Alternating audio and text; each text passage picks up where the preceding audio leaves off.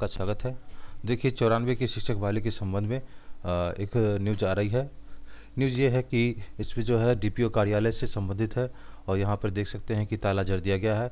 इसके डिटेल्स क्या हम देखते हैं और कुछ लेटर भी आए हुए हैं वो भी देखते हैं।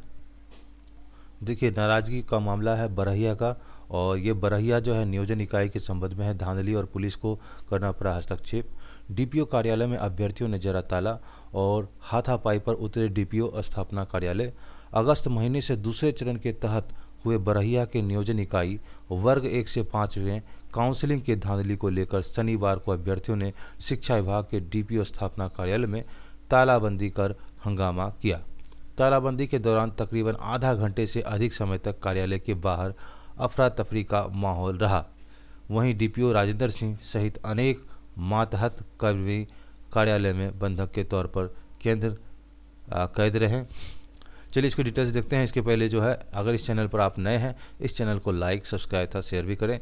बेल आइकन को प्रेस करके ऑल के ऑप्शन को दबा दें और शिक्षक संबंधी सारे न्यूज़ वैकेंसीज सभी लेकर के आपके काम की जरूरत की चीज़ के लेकर के आते हैं।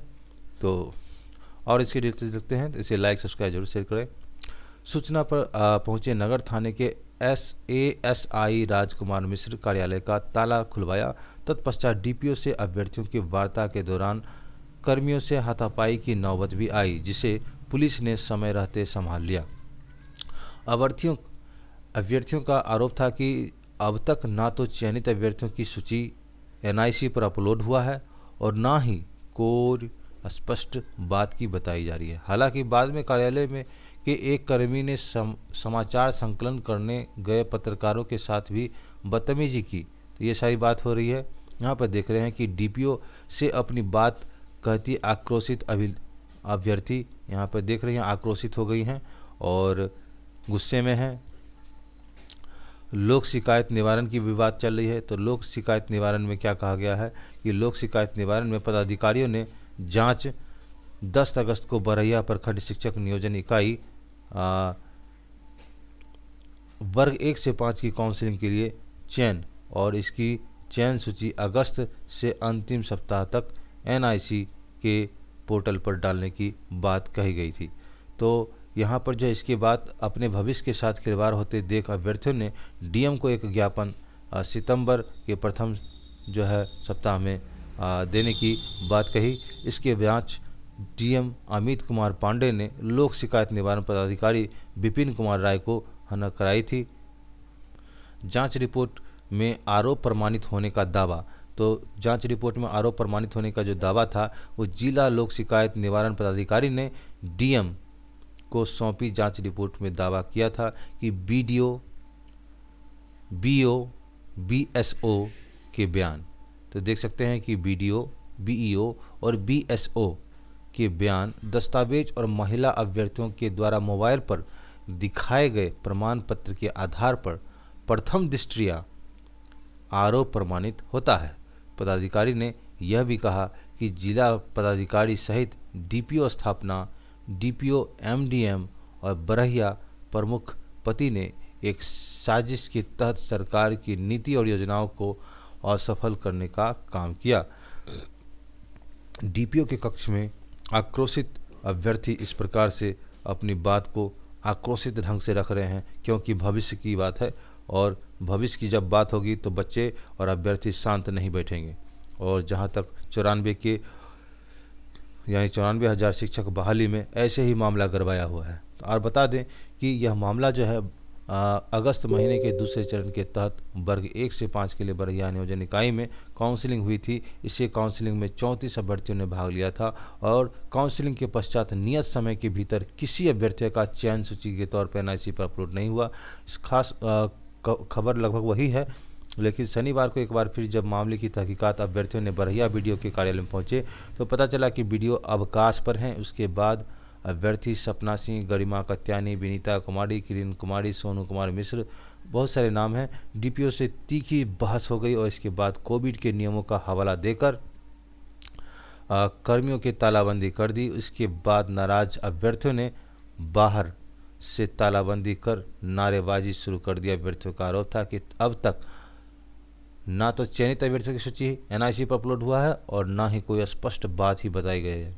जबकि डीपीओ राजेंद्र सिंह का कहना था कि काउंसलिंग के धांधली के दौरान रजिस्टर बदल देने के बाद ही काउंसलिंग को रद्द कर दिया गया था और डीपीओ ने बताया कि अभ्यर्थी तीसरे चरण में अपनी काउंसलिंग करा सकते हैं।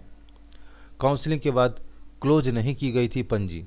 देख सकते हैं कि काउंसलिंग के बाद जो है पंजी जो है क्लोज नहीं की गई थी और जांच के दौरान बीडीओ ने स्वीकार किया कि प्रखंड प्रमुख प्रति दबाव के द्वारा बनाकर काउंसलिंग के धांधली का आरोप लगाया गया, जिसका खंडन के बाद बीडीओ और डीपीओ स्थापना को पत्र लिखकर किया था। काउंसलिंग के नियमानुकूल हुई इधर प्रमुख पति प्रदीप सिंह का लगातार चयनित अभ्यर्थियों की राशि उगाही के लिए संपर्क किया जा रहा है। इसकी शिकायत एक महिला अभ्यर्थियों ने जिला लोक शिकायत निवारण पदाधिकारी से की थी। जांच में पता चला कि काउंसलिंग में उपस्थित अभ्यर्थियों की मूल पंजिका प्रखंड शिक्षक नियोजन इकाई द्वारा क्लोज नहीं किया जा गया, जबकि शिक्षक विभाग ने अपर मुख्य सचिव का निर्देश था कि उपस्थिति पंजी को काउंसलिंग के पश्चात क्लोज कर देना था। इस पर प्रखंड प्रमुख सह अध्यक्ष नियोजन इकाई का कोई हस्ताक्षर नहीं था।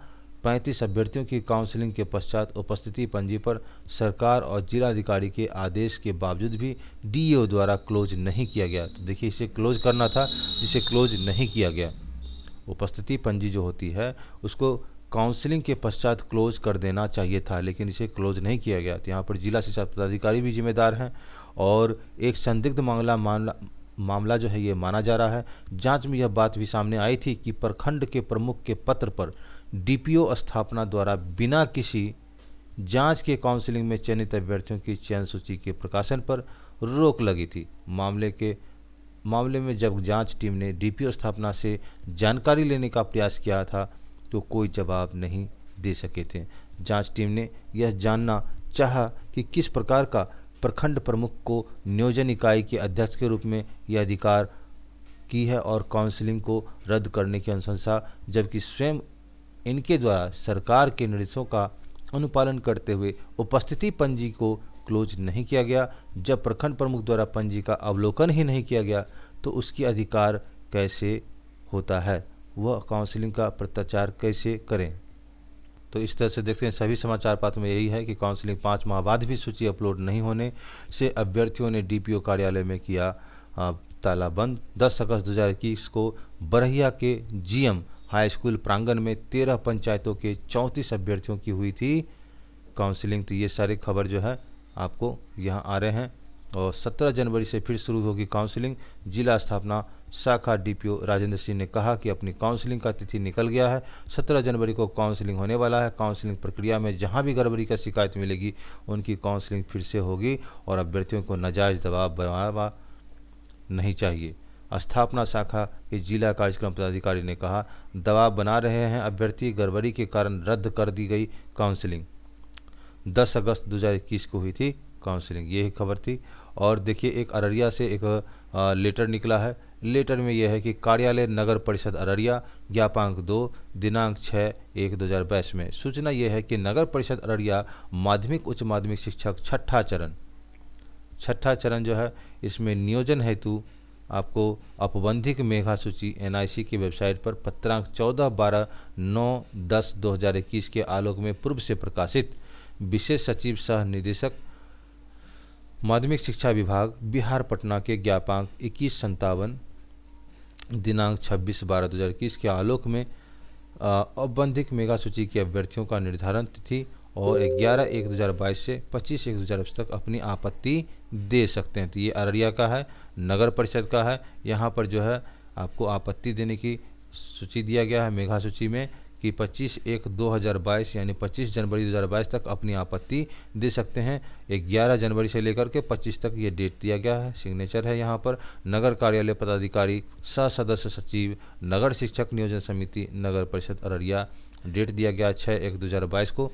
तो आप अगर अररिया के अभ्यर्थी हैं, अररिया में अगर नगर परिषद में आपका काउंसलिंग के लिए आपने आवेदन किया है तो निश्चित रूप से ये जो है छठे चरण के तो औपबंधिक मेघा सूची का जो है निर्धारण तिथि दिया गया है और यहाँ पर आपत्ति आप दे सकते हैं। अगली खबर है कि बिहार शरीफ में जो है आंगनबाड़ी बंद करने का नहीं मिला है निर्देश। आंगनबाड़ी केंद्र बंद नहीं होने से बच्चों में कोरोना संक्रमण बढ़ने का खतरा काफ़ी बढ़ गया है। कहीं ऐसा ना हो कि बाल विकास और बुद्धि के बढ़ोतरी के बजाय नैनीहालों के जान पर ही बन जाए।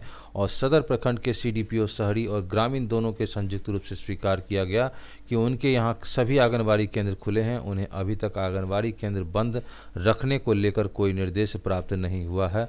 तो ये बहुत ही संगीन मामला है, इसे समझना चाहिए। जब सभी स्कूल, कॉलेज, हॉस्टल सारे बंद कर दिए गए हैं 21 तक, तो निश्चित रूप से यहाँ भी आदेश जारी किया जाना चाहिए, नहीं तो नैनीहालों को जो है ये भुगतना पड़ सकता है। कोरोना का जो है ये जो समस्या चल रही है ओमिक्रॉन का, डेल्टा वेरिएंट का, इसे समस्या से बच्चे ग्रसित हो सकते हैं। तो मिलते हैं अगले वीडियो में कुछ खास खबर के साथ और कुछ शिक्षक संबंधी न्यूज़ के साथ फिर लेकर के हम उपस्थित होंगे पूरी डिटेल के साथ और वैकेंसी के साथ। इस चैनल को लाइक, सब्सक्राइब था बेल आइकन को प्रेस करके ऑल कर लें और इसे शेयर ज़रूर करें और लाइक भी ज़रूर करें, इससे हमें मोटिवेशन मिलती है। धन्यवाद साथियों, तब तक के लिए खुश और स्वस्थ रहें। फिर मिलते हैं अगले वीडियो में।